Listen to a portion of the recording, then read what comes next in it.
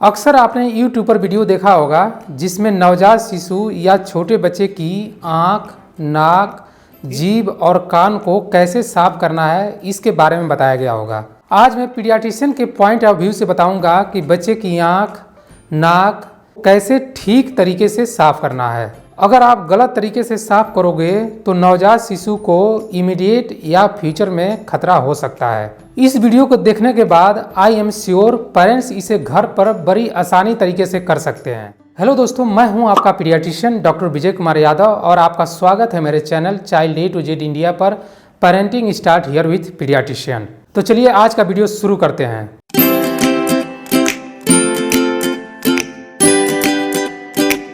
सबसे पहले डिस्कस करते हैं कि नवजात शिशु के आँख को कैसे साफ करना है। कई बार नवजात शिशु की टीयर डक्ट ब्लॉक होती है जिसकी वजह से बच्चे के आँख से बहुत ज़्यादा पानी आता है और कई बच्चों में पानी के साथ साथ कीचड़ भी बनता है। जिन बच्चों में टीयर डक्ट ब्लॉक नहीं होती है ऐसे बच्चों में भी कीचड़ बन सकता है। इस वीडियो में मैं नवजात शिशु पर डिमॉन्स्ट्रेट करके बताऊंगा कि उसकी आंख को कैसे साफ करना है। सबसे पहले अपना हैंड वॉश कर लेना है या सैनिटाइजर से हैंड को क्लीन कर लेना है। फिर स्टेराइल गॉज पीस या कॉटन लेना है।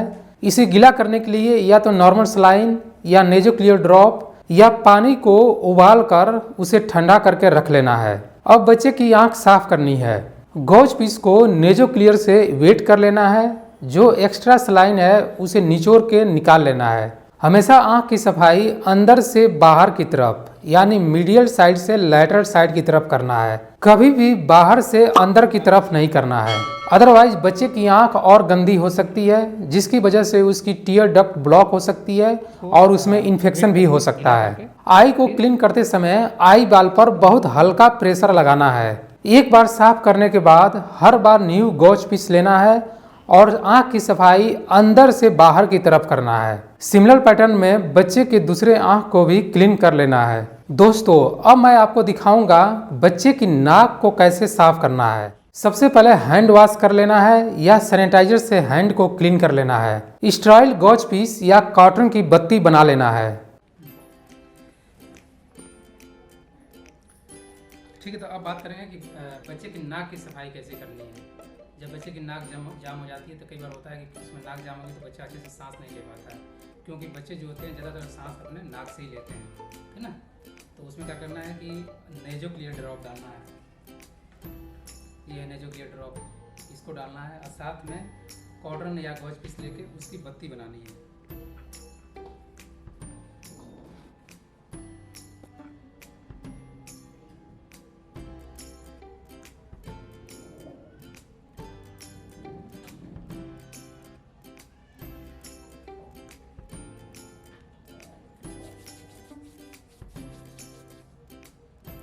अगर बत्ती ज़्यादा मोटी हो जाती है ठीक है ना, तो इसे फिर से कट करके और फिर से बनाना है इसको, है ना। बत्ती बच्चे के नॉस्ट्रिल के साइज के अकॉर्डिंग बनाना है। जो बच्चे टाइम से पहले पैदा हुए हैं उनकी बत्ती थोड़ी पतली बनानी है। उसकी नोज ब्लॉक हो गई है, बच्चा सर कर रहा है, उसे सांस लेने में तकलीफ हो रही है, क्योंकि नवजात शिशु नाक से ही सांस लेते हैं। इनमें से कोई भी कंडीशन मिलने पर आपको बच्चे के नाक की सफाई कर लेनी है।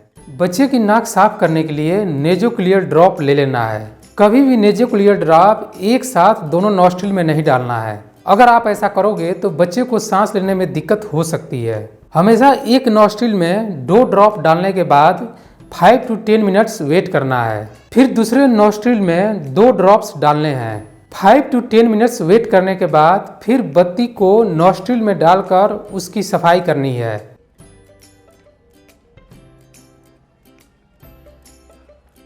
हमेशा ड्रॉप डालते समय बच्चे का सर थोड़ा सा एक्सटेंशन पोजीशन में ले लेना है। हाइपर एक्सटेंस नहीं करना है, स्लाइट एक्सटेंशन करना है। फिर एक नॉस्ट्रिल में दिख रहा, फोकस हो रहा है।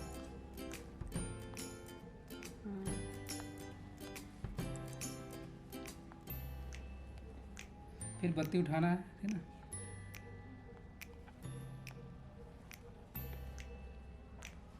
और आराम से साफ करना है, ये नहीं कि मतलब कोई जल्दी नहीं है, ठीक है ना। ऐसे लेकर रुक जाओ बेटा, रुक जाओ।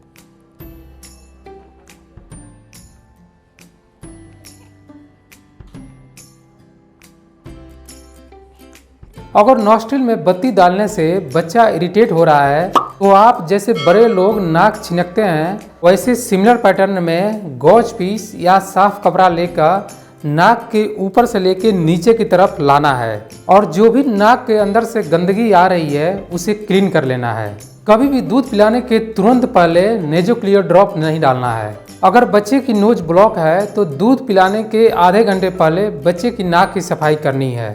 ऐसा करने से बच्चा अच्छे से दूध पीता है और उसे सांस लेने में तकलीफ नहीं होती है।